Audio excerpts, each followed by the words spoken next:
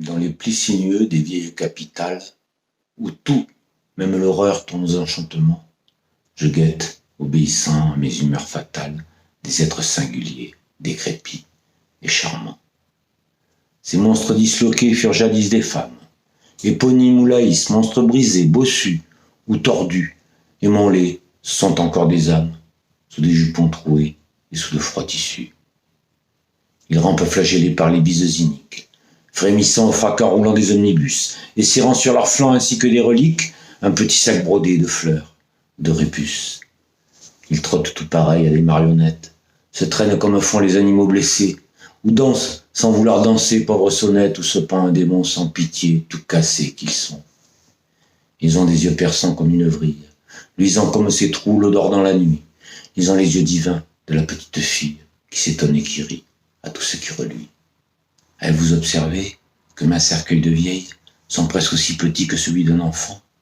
La mort savante, mais dans ses bières pareilles, un symbole d'un goût bizarre et captivant.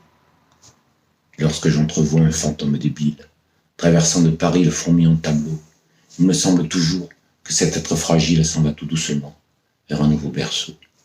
À moins que méditant sur la géométrie, je ne cherche à l'aspect de ses membres discords, combien de fois il faut que l'ouvrier varie la forme de la boîte où l'on met tous ses corps.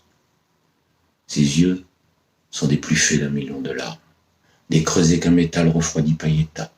Ses yeux mystérieux ont d'invincibles charmes pour celui que l'austère infortune à l'état. De Frascati défunt, Vestaline amourée, prêtresse de Thalie, hélas dont le souffleur enterrissait le nom, célèbre évaporé que Tivoli jadis ombragea dans sa fleur, tout m'enivre. Mais parmi ces êtres frêles, il en est qui faisant de la douleur un miel, on dit au dévouement qui leur prêtait ses ailes. Hippogriffe puissant, mène-moi jusqu'au ciel.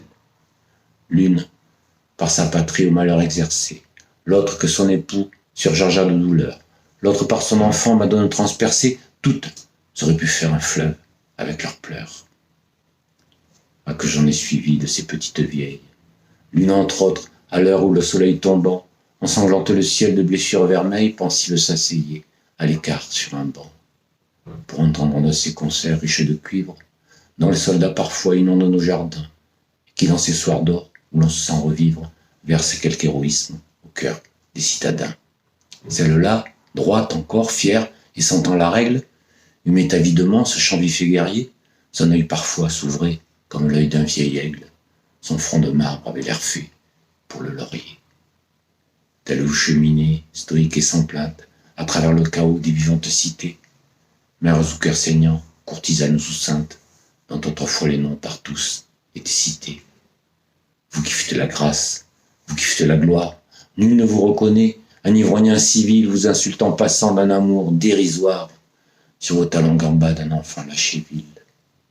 Honteuse d'exister, ombre ratatinée, peureuse le dos bas, vous côtoyez les murs, et nul ne vous salue, étrange destinée, débris d'humanité, pour l'éternité mûre.